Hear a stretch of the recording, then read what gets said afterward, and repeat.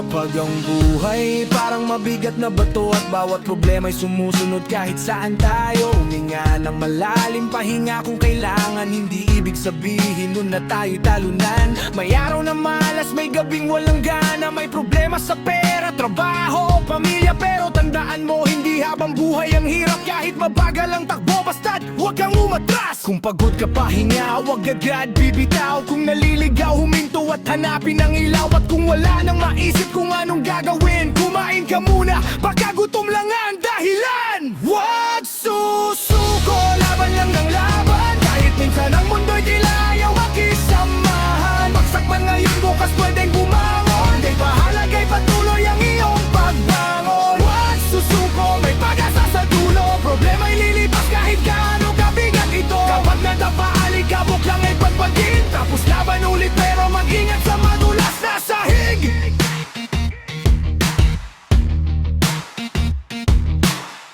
Huwag ikumpara ang sarili sa iba.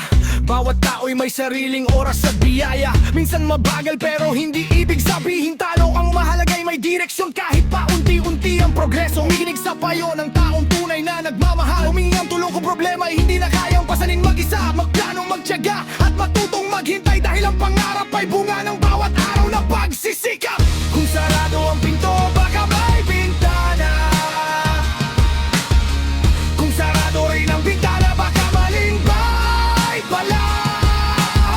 Huwag matakot magsimula ng muli. Dahil minsan ang pinakamagandang bukas ay nagsisimula sa isang maliit na kaya ko to.